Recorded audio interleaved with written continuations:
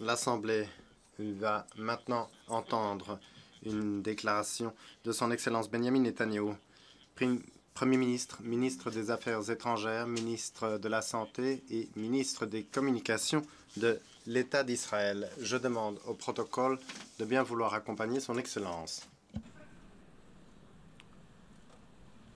I have great pleasure in welcoming J'ai maintenant le plaisir de souhaiter la bienvenue au Premier ministre, ministre des Affaires étrangères, ministre de la Santé et ministre des Communications de l'État d'Israël, Son Excellence Benjamin Netanyahou, et je l'invite à prendre la parole devant l'Assemblée.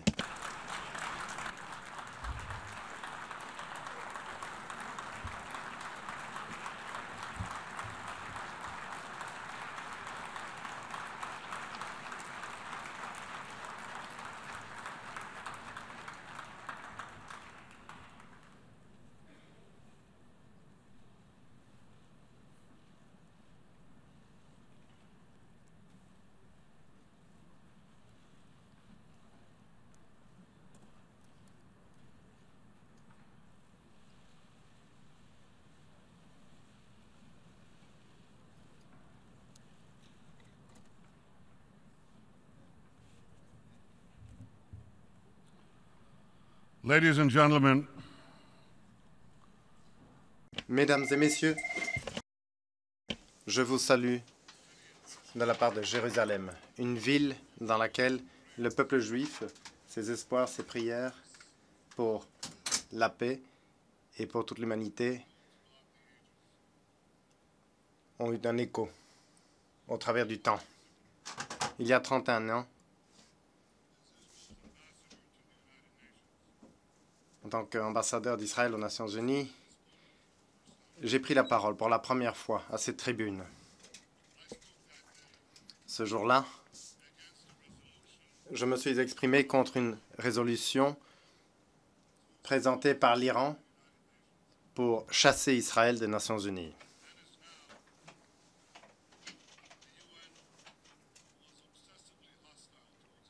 À l'époque, et toujours aujourd'hui, l'organisation a toujours été hostile à Israël, la seule démocratie du Moyen-Orient. Aujourd'hui, et alors, certains essayaient de nier l'existence du seul État juif au sein du Concert des Nations. J'ai terminé ce discours en disant, Mesdames et Messieurs, laissez votre fanatisme à la porte. Plus de 3 décennies après, en tant que Premier ministre de l'État d'Israël, une fois encore, j'ai le privilège de m'adresser à vous depuis cette tribune. Pour moi, ce privilège a toujours été accompagné d'une responsabilité, à savoir dire la vérité. Et après avoir entendu pendant 3 jours les dirigeants du monde saluer l'accord nucléaire avec l'Iran, je commence mon discours aujourd'hui en disant, Mesdames et Messieurs, laissez votre enthousiasme à la porte.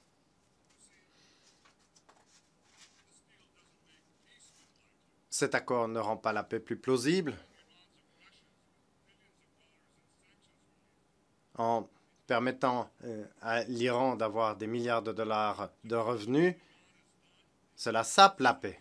Penchez-vous sur ce que l'Iran a fait au cours des 6 derniers mois, depuis l'annonce à Lausanne de l'accord cadre.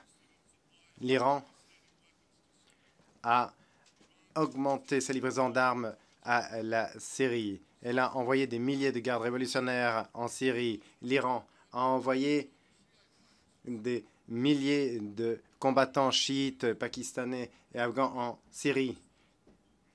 L'Iran défend le régime brutal d'Assad. L'Iran a également envoyé des tonnes d'armes et de munitions aux rebelles houthis au Yémen. Il y a 2 jours encore, l'Iran a menacé de renverser la Jordanie. Le Hezbollah, qui travaille pour l'Iran, a fait entrer en contrebande des missiles pour abattre nos avions, couler nos bateaux. L'Iran fournit à l'Hezbollah des missiles de précision pour frapper de manière précise n'importe quelle cible en Israël. Iran aide le Hamas et le djihad islamique à faire entrer des armes à Gaza.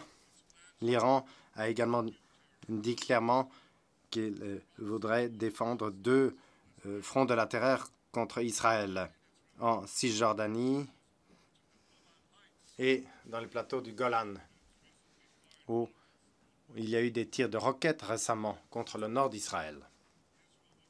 Israël continuera de répondre à toute attaque. Israël continuera d'agir pour prévenir un transfert d'armes stratégiques au Hezbollah à partir et au travers du territoire syrien.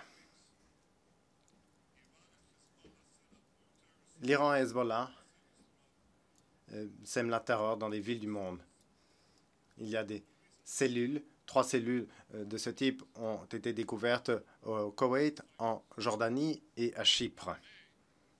Au mois de mai, les forces de sécurité chypriotes ont lancé un raid à Larnaca contre un appartement du Hezbollah, où ils ont trouvé 5 tonnes de nitrate d'ammonium. C'est la même quantité de nitrate d'ammonium qui a été utilisée pour faire exploser un bâtiment fédéral à Oklahoma City. Et c'est juste un appartement dans une ville, dans un pays. Mais l'Iran crée des milliers de cellules terroristes comme celle-là partout dans le monde. Mesdames et messieurs, l'Iran crée ces cellules terroristes dans cet hémisphère également. Je répète,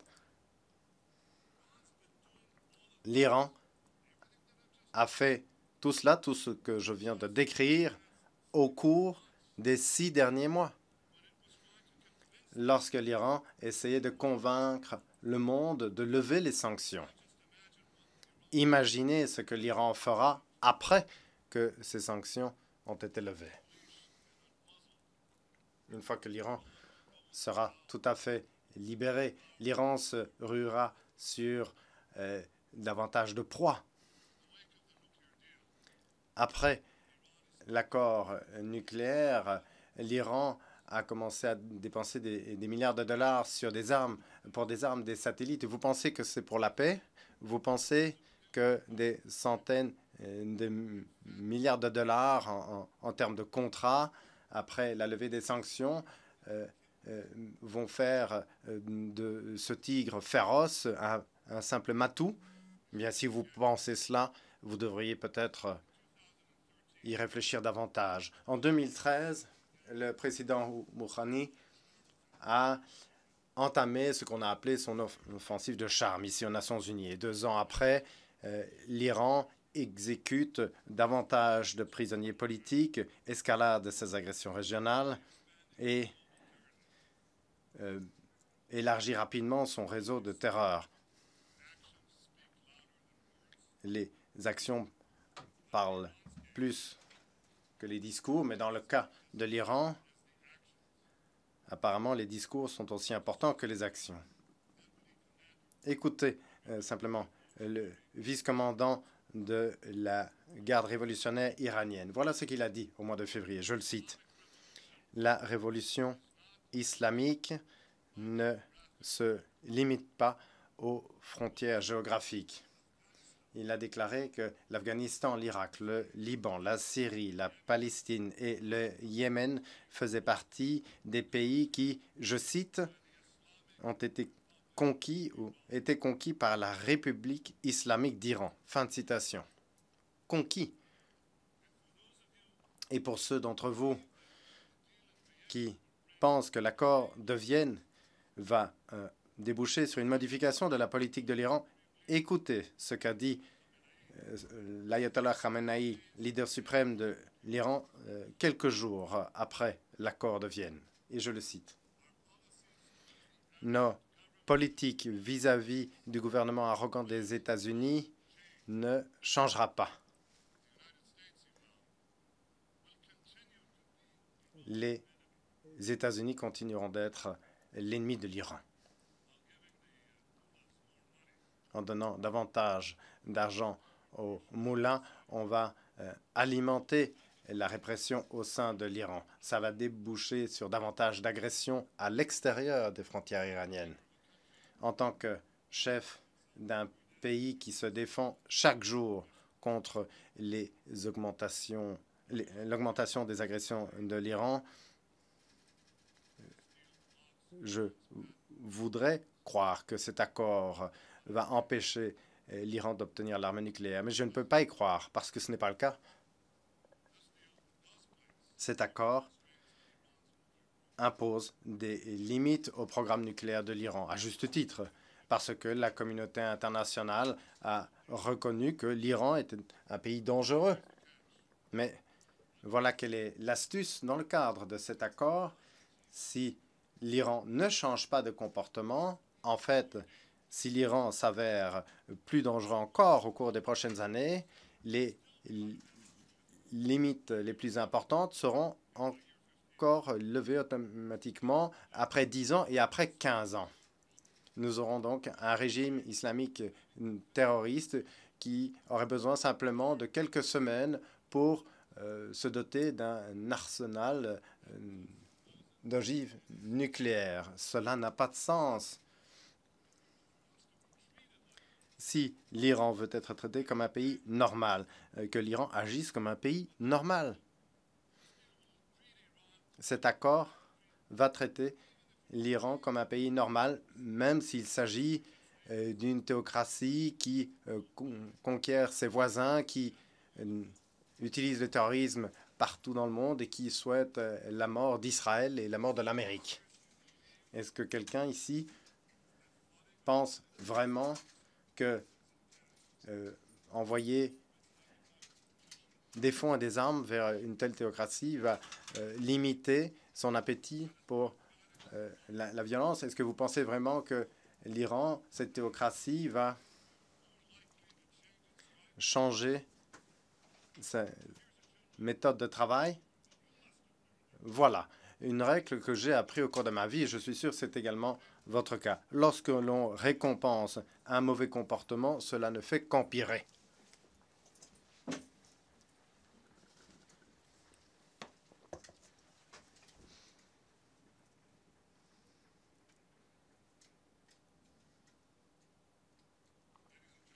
Mesdames et messieurs, j'ai souvent dit que le pire danger auquel notre monde a été confronté, c'était un islam militant et accompagné d'armes nucléaires. Et je suis vraiment très inquiet que l'accord nucléaire avec l'Iran va s'avérer être le certificat de mariage de cette terrible union. Je sais qu'il y a des personnes bien intentionnées et qui pensent sincèrement que cet accord est le meilleur moyen de barrer la voie à un Iran nucléaire. Mais une des leçons les plus importantes, mais qu'on retient le moins de l'histoire, est la suivante. Les meilleures intentions n'empêchent pas les pires résultats. La grande majorité des Israéliens pensent que cet accord nucléaire avec l'Iran est un très mauvais accord. Et ce qui complique encore davantage les choses, c'est que l'on constate que le monde se félicite de ce mauvais accord. Le monde se précipite pour faire des affaires avec un régime qui ouvertement espère nous détruire. La semaine dernière, le commandant de l'armée iranienne a proclamé, je le cite, « Nous allons annihiler Israël, c'est certain. Nous sommes heureux d'être les chefs de file lorsqu'il s'agit d'exécuter les ordres du leader suprême, à savoir détruire Israël. » Fin de citation. Et le leader suprême lui-même, quelques jours après l'annonce de l'accord, a publié son dernier livre. Le voilà. C'est 400 pages qui présentent de manière détaillée comment il a l'intention de détruire l'État d'Israël. Le mois dernier, Khamenei a une fois de plus précisé ses intentions génocidaires devant un des principaux organes religieux de son pays. Il a parlé d'Israël, le foyer de 6 millions de Juifs, et il a dit, je le cite, « Dans 25 ans, Israël n'existera plus. » Fin de citation. «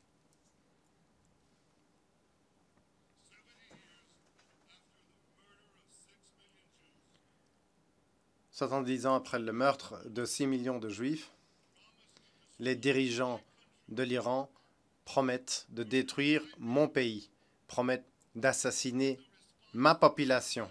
Et la réaction de cet organe, la réaction de presque tous les gouvernements représentés ici,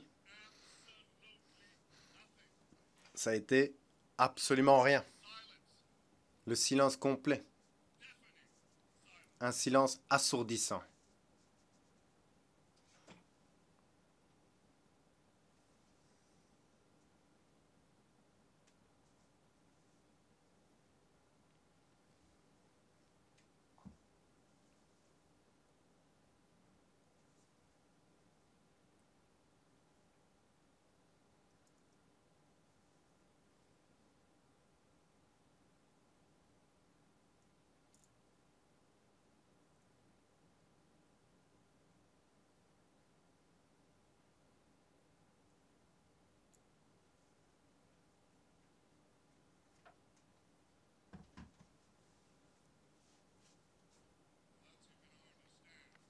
Peut-être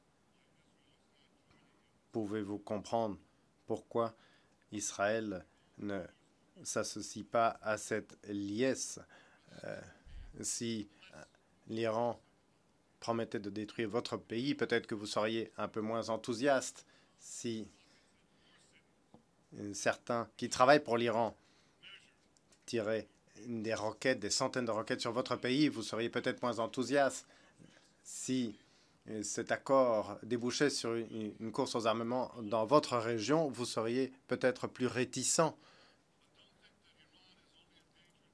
Mais ne pensez pas que l'Iran est un danger uniquement pour Israël.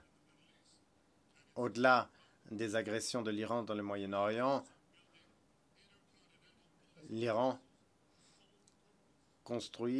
produit des missiles balistiques intercontinentaux dont le seul objectif est de transporter des ogives nucléaires. L'Iran dispose déjà de missiles qui peuvent atteindre Israël. Et donc, les missiles intercontinentaux qui sont en cours de production en Iran, ce n'est pas pour nous, c'est pour vous. C'est pour viser l'Europe, les États-Unis, pour permettre d'obtenir des destructions massives, n'importe quand, n'importe où. Mesdames et messieurs,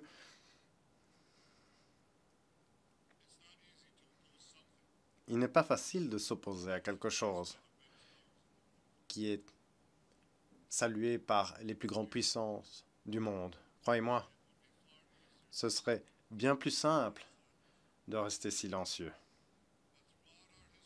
Mais au cours de notre histoire, le peuple juif a appris quel était le prix du silence. Et en tant que Premier ministre de l'État juif, quelqu'un qui connaît cette histoire, je refuse de rester muet.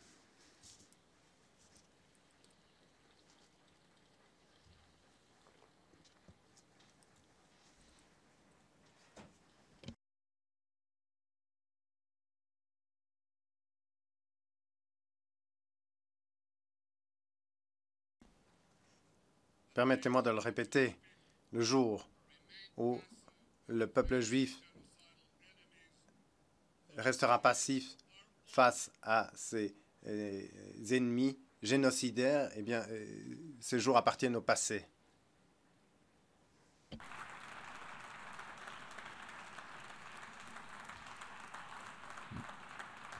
Not being passive means speaking. Ne pas être passif, cela signifie prendre la parole, dénoncer ces dangers. Nous l'avons fait, nous le faisons et nous le ferons.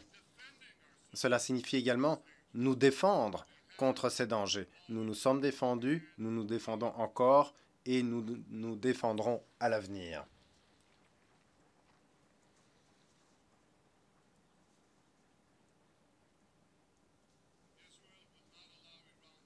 Israël ne permettra pas à l'Iran de rejoindre le club des pays dotés de l'arme nucléaire. Je sais que empêcher l'Iran de développer des armes nucléaires, cela restera la politique officielle de la communauté internationale. Mais personne ne doit douter de la détermination d'Israël de se défendre contre ceux qui souhaitent nous détruire. Non. Chaque génération, il y a eu des personnes qui ont voulu nous détruire. L'Antiquité, c'était le cas de la part de Babylone et de Rome. Au Moyen Âge, nous avons été les victimes de l'Inquisition. Et dans les temps modernes, nous avons été les victimes des pogroms et de l'Holocauste. Mais le peuple juif persévère. Aujourd'hui, un autre régime promet de détruire Israël. Ce régime ferait bien de réfléchir à la chose suivante.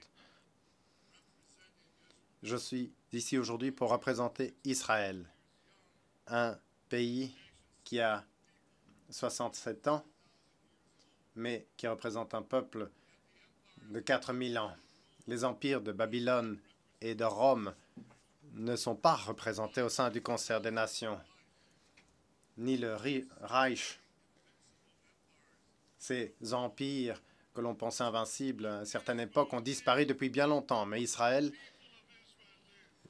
vit. Le peuple d'Israël vit.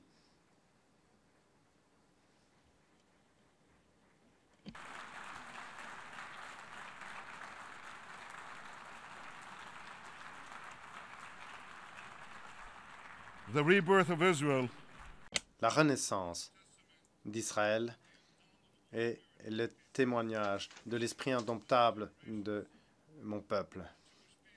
Le peuple juif a toujours rêvé de retourner vers sa terre, même pendant les heures les plus sombres de notre histoire. Et nous en avons connu beaucoup de ces heures sombres.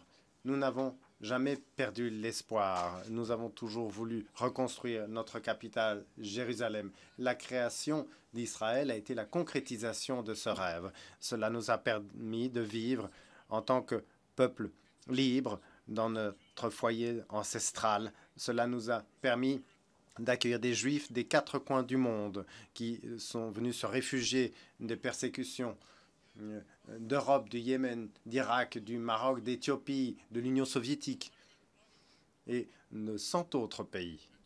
Et aujourd'hui, face à la montée de l'antisémitisme, une fois de plus, en Europe et ailleurs, beaucoup de Juifs viennent en Israël pour nous rejoindre et façonner l'avenir de notre pays ensemble. Donc voilà mon message aux dirigeants de l'Iran. Votre plan visant à détruire Israël échouera.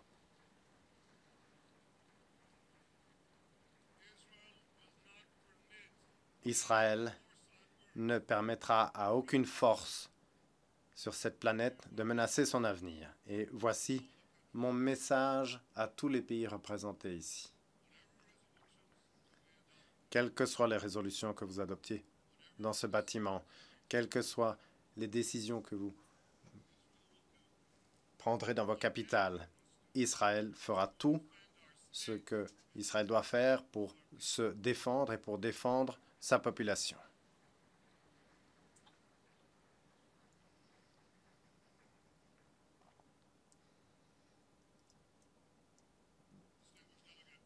Mesdames et messieurs les délégués,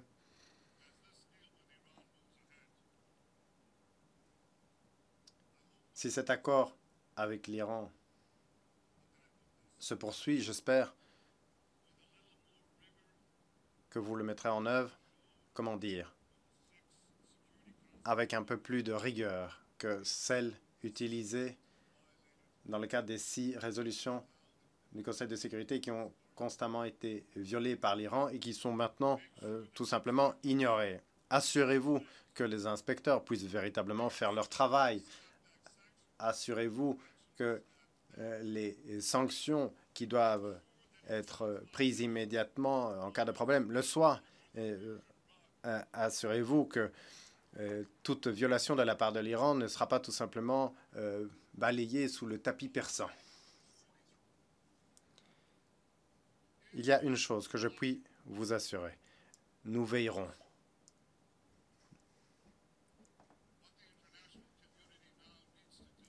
La communauté internationale a maintenant un devoir clair. Tout d'abord, il faut s'assurer que l'Iran respectera toutes ses obligations nucléaires. Maintenez l'Iran sur des charbons ardents.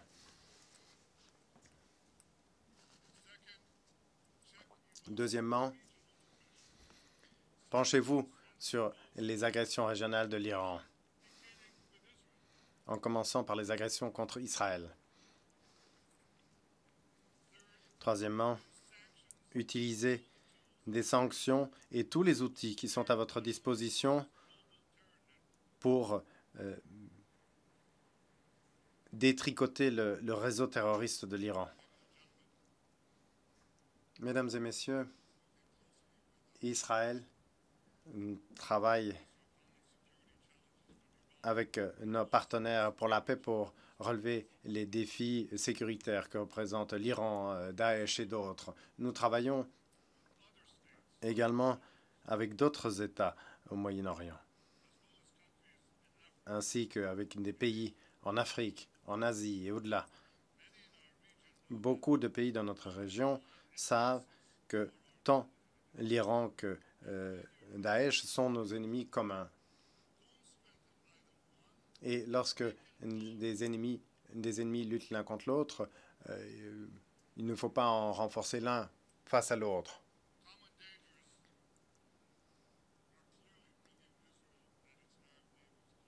Des dangers communs rapprochent, c'est indubitable, Israël et ses partenaires arabes.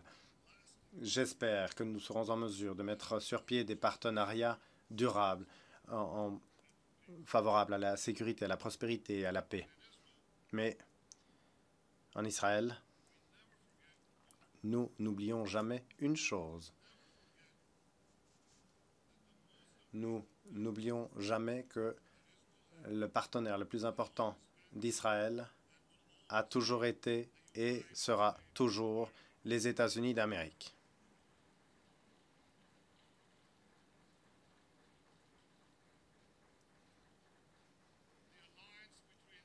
L'alliance entre Israël et les États-Unis est inébranlable.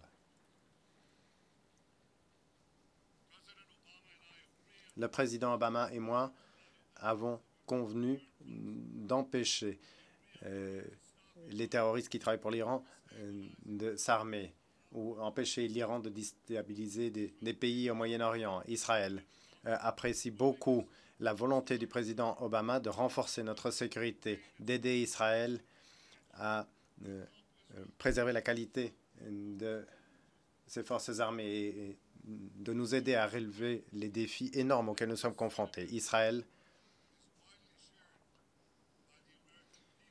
est heureux que ce sentiment est largement partagé par la population américaine et par les représentants au Congrès, tant par ceux qui défendent l'accord avec l'Iran que par ceux qui s'y opposent.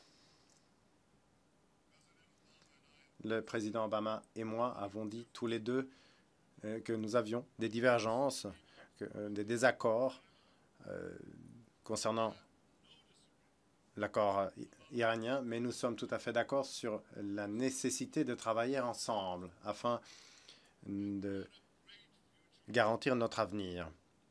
Un avenir qui pourrait être radieux.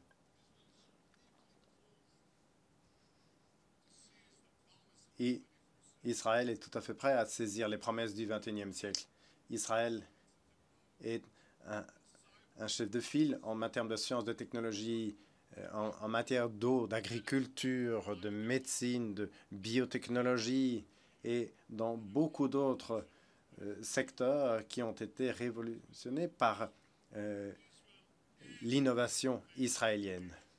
Israël est un pays d'innovation.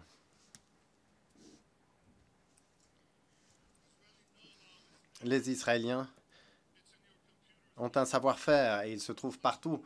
Un savoir-faire qui se retrouve dans vos smartphones, dans vos ordinateurs, lorsque vous utilisez un GPS, dans vos exploitations agricoles, lorsque vous allez à l'université, en chimie, en économie, chez votre médecin, lorsqu'on utilise un médicament contre la maladie de Parkinson ou la sclérose en plaques, ou même dans vos assiettes, quand vous mangez par exemple des tomates cerises. Nous sommes fiers de tout cela en Israël.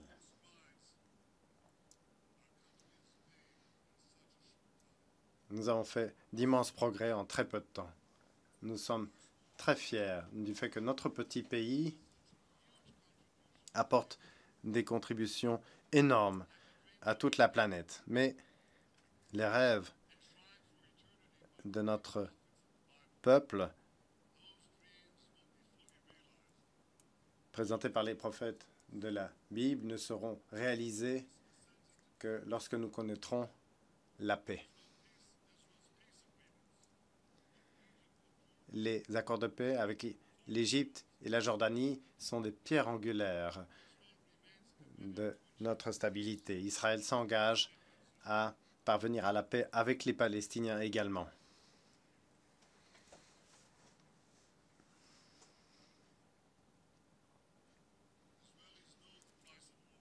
Israël connaît le prix de la guerre. Je connais le prix de la guerre.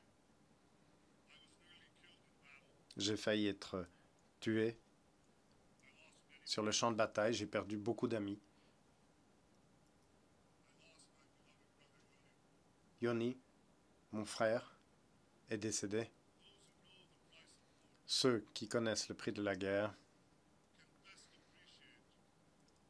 apprécient mieux quelle pourrait être la bénédiction de la paix pour nous, pour nos enfants, pour nos petits-enfants. Je suis prêt à reprendre immédiatement des négociations directes avec l'autorité palestinienne sans conditions préalables, quelles qu'elles soient.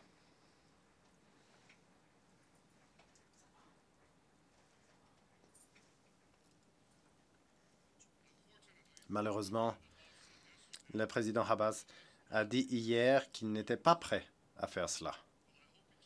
J'espère qu'il changera d'avis, car je reste engagé en faveur de la vision deux États, deux peuples, avec un État palestinien démilitarisé qui reconnaîtrait l'État juif. Le processus de paix a commencé il y a plus de décennies. Et malgré les meilleurs efforts de 6 premiers ministres israéliens, Rabbi Perez, Shalom et moi-même, les Palestiniens ont constamment refusé de mettre fin à ce conflit et d'opter pour une paix durable avec Israël.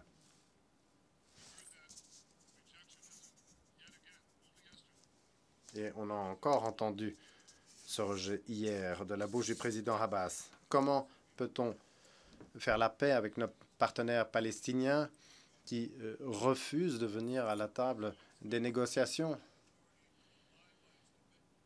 L'autorité palestinienne devrait tenir ses engagements. Les Palestiniens ne doivent pas s'écarter de la paix. Président Abbas, je sais que ce n'est pas facile, je sais que c'est dur, mais nous le devons à nos populations. Nous devons essayer encore et encore, car ensemble, Si nous négocions, si nous entamons des négociations sur les négociations, si nous nous asseyons, si nous essayons de résoudre ce conflit, si nous nous reconnaissons les uns les autres, si nous faisons cela, je pense que nous serons en mesure de faire des choses remarquables pour nos populations.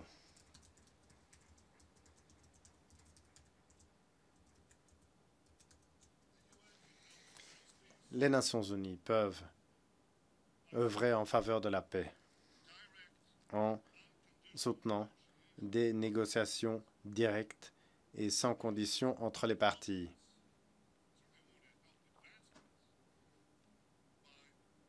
Les Nations unies n'y parviendront pas en essayant d'imposer des solutions ou en encourageant les rejets et les refus palestiniens. Et mesdames et messieurs les délégués, l'ONU devrait faire une autre chose. L'ONU devrait enfin se débarrasser de cette tendance à toujours critiquer Israël. Un exemple absurde de cette obsession.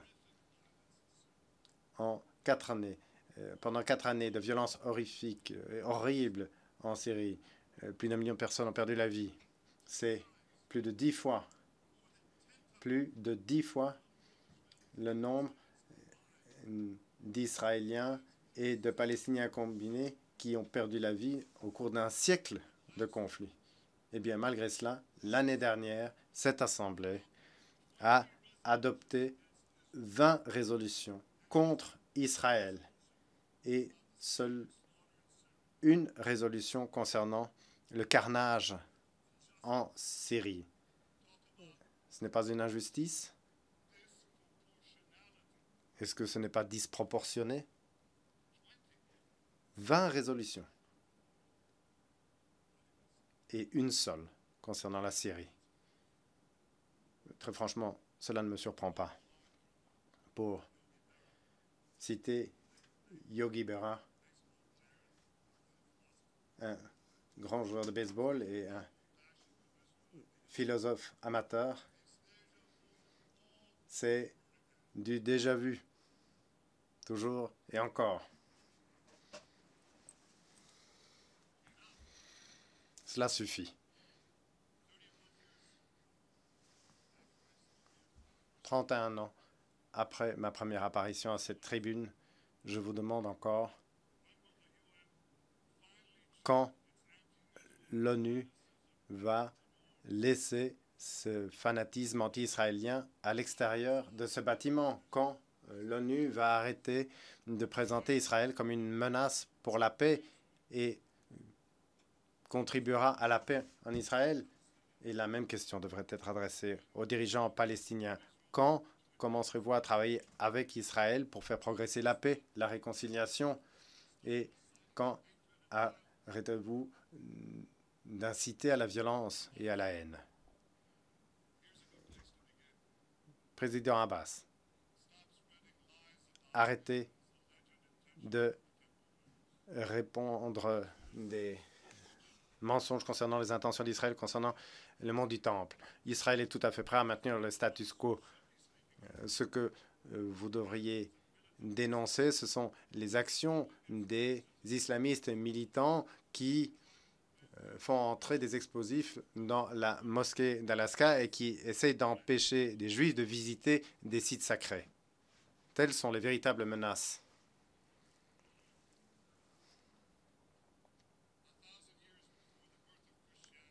Mille ans avant la naissance du christianisme, plus de 1500 ans avant l'apparition de l'islam, le roi David a créé notre capitale et le roi Salomon a construit un temple sur ce mont. Mais Israël respectera toujours les lieux sacrés de tous dans une région qui est frappée par la violence et par énormément d'intolérance, où des fanatiques islamistes essayent de détruire le patrimoine de civilisation, Israël est un haut lieu de la tolérance. C'est Israël qui garantit la sécurité de ces lieux saints. Car, contrairement aux pouvoirs qui ont géré Israël par le passé, nous respectons les lieux saints et la liberté religieuse de tous, juifs, musulmans, chrétiens, de tous.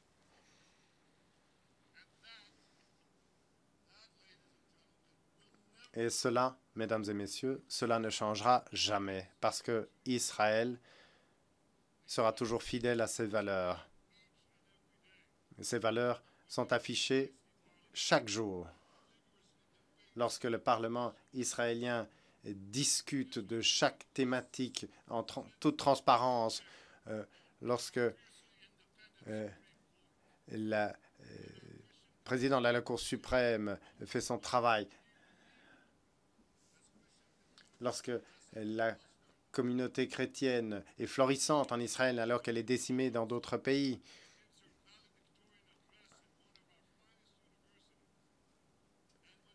lorsque les médecins et les infirmières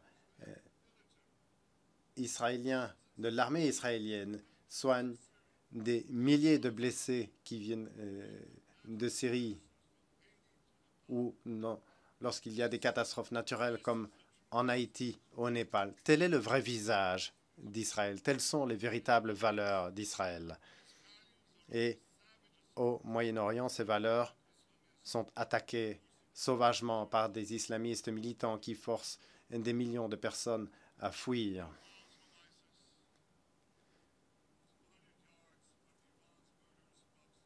À quelques kilomètres de Daesh, à quelques kilomètres de l'Iran, Israël est là, courageusement, pour défendre la liberté, le progrès.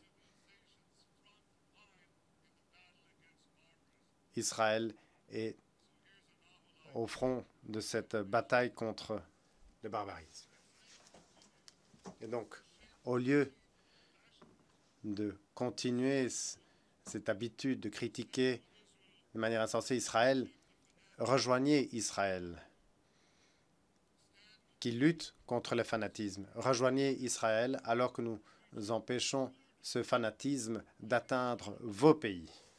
Mesdames et messieurs, rejoignez Israël. Soyez aux côtés d'Israël parce qu'Israël ne se défend pas qu'elle-même. Plus que jamais, Israël vous défend.